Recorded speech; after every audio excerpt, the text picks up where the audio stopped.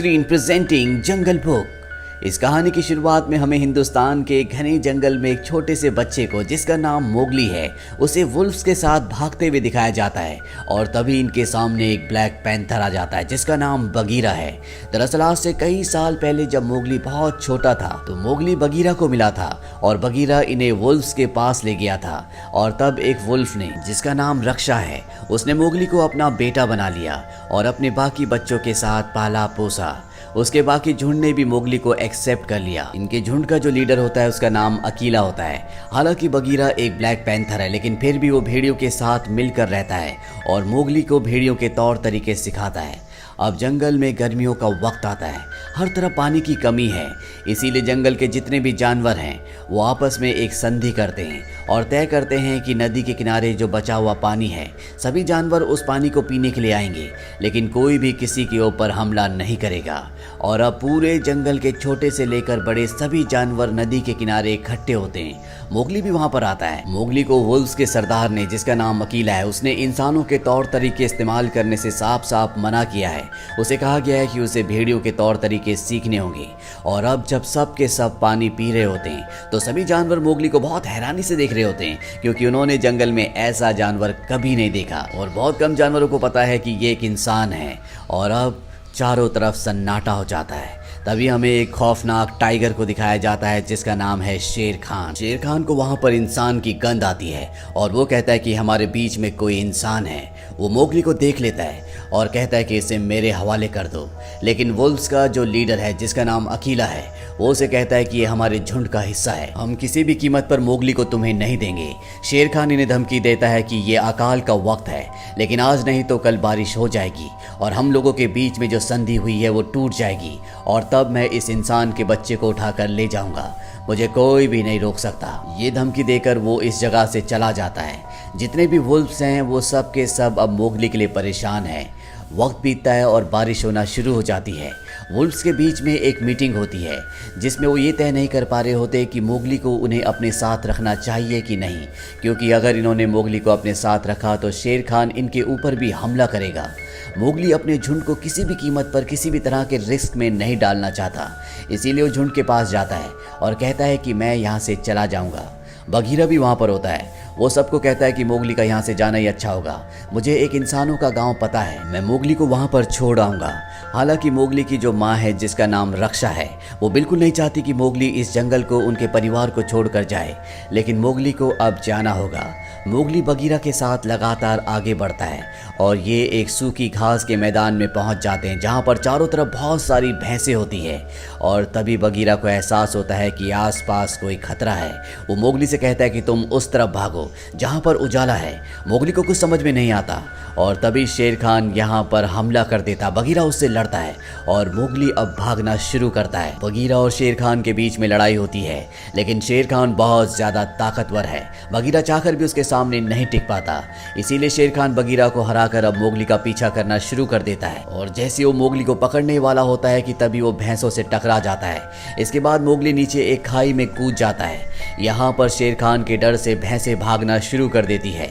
शेर खान ऊपर होता है और मोगली नीचे। बीच में बहुत सारी भैंसें भाग रही होती है और इसी का फायदा उठाकर मोगली एक भैंस को पकड़कर इस जगह से निकल जाता है। शेर खान के हाथ से मोगली निकल चुका है, इसीलिए वो पूरी तरह से अपना आपा खो देता है और उस जगह जाता है जहां पर वुल्फ्स रहते हैं।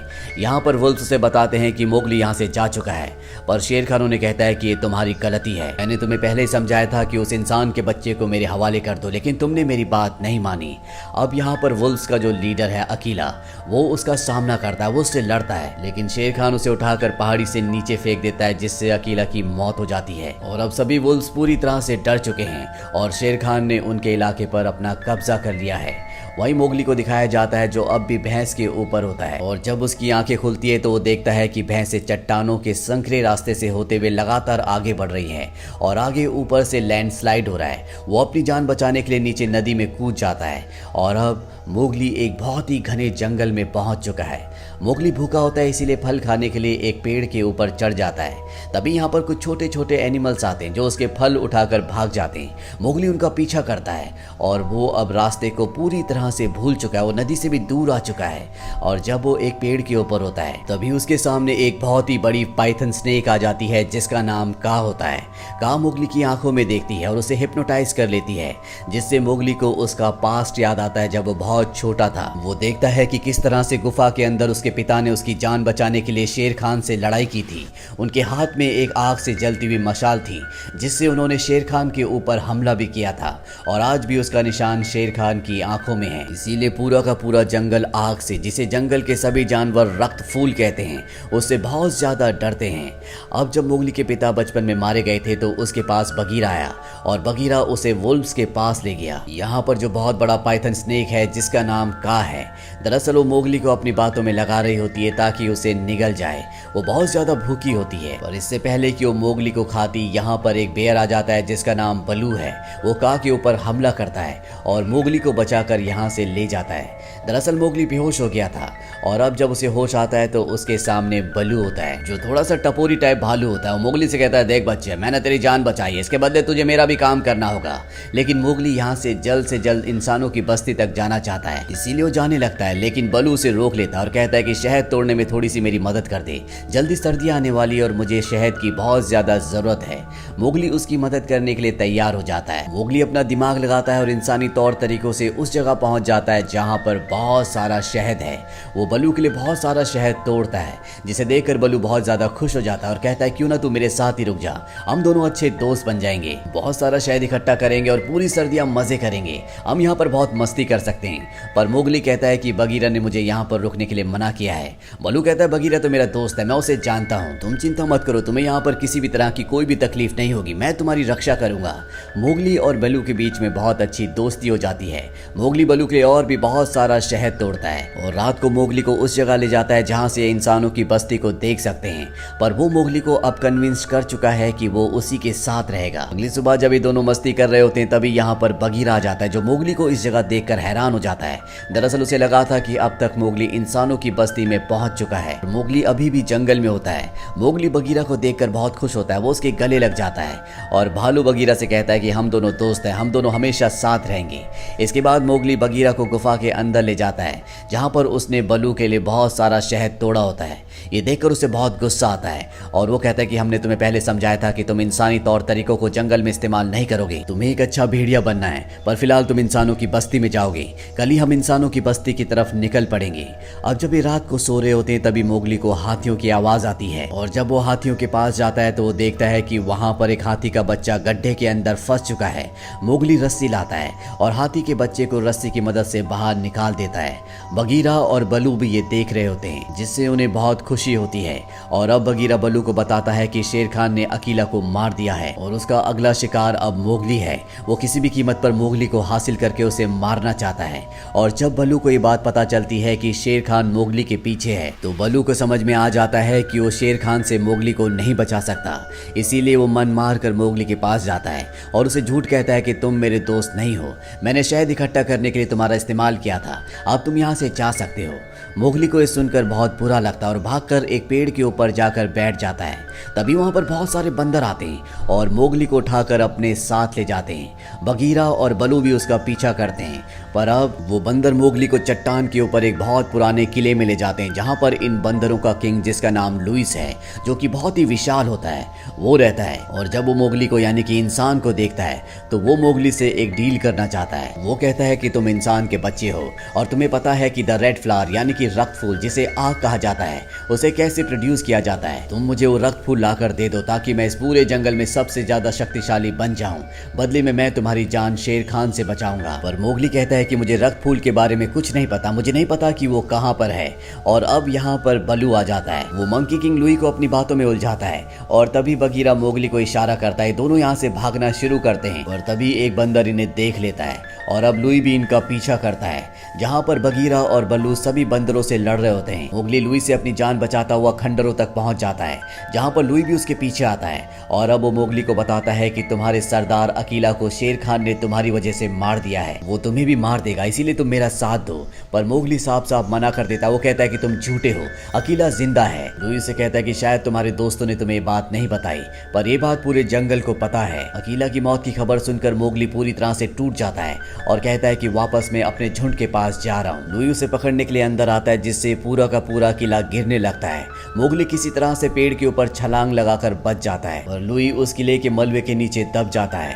और अब मोगली बलू और बगीरा से कहता है कि तुम झूठे हो, तुमने मुझसे झूठ कहा, तुमने मुझे अकीला के बारे में नहीं बताया और अब मैं वापस अपने झुंड के पास जा रहा हूँ। पर सबसे पहले वो इंसानों की बस्ती में जाता है, जहाँ पर वो देखता है कि आग जल रही है, जिसे जंगल में रक्त फूल कहा जाता है, जिससे हर एक जानवर डरता है।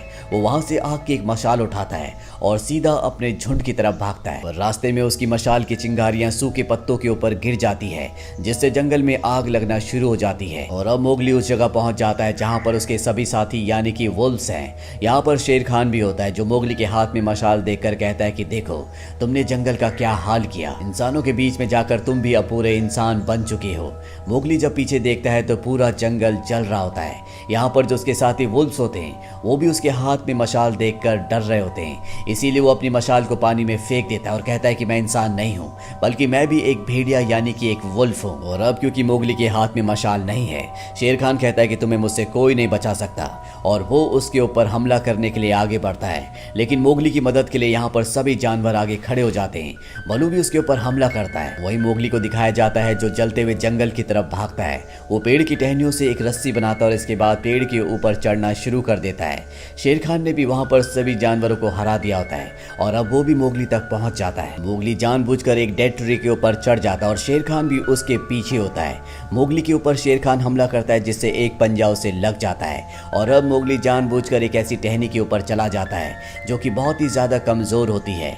और जब शेर खान उसके ऊपर आता है तो उसके वेट से वो टहनी टूट जाती है, जिस वजह से शेर खान नीचे आग में गिर जाता है। मोगली ने जो रस्सी बनाई होती है वो उससे लटक कर अपनी जान बचा लेता है, पर शेर खान अब मारा जा चुका है। वहीं मोगली के सभी साथी जिन्हें शेर खान ने घायल कर दिया है वो मोगली के लिए बहुत ज्यादा चिंतित होते हैं। और अगले पल मोगली हाथी के ऊपर बैठकर उनके सामने आता है और इसके बाद हाथियों की मदद से वो जंगल की नदी का रुख मोड़ देता है, जिससे नदी का सारा पानी जंगल की तरफ बहने लगता है। जंगल में जो आग लगी होती है वो पानी से पूरी तरह से बुझ जाती है और इस तरह से पूरा जंगल जलने से बच जाता है। मोगली ने शेर खान को मारकर जंगल से न सिर्फ शेर खान के आतंक को खत्म किया, बल्कि अपने पिता की मौत का बदला भी ले लिया, जिन्हें शेर खान ने मारा था। वहीं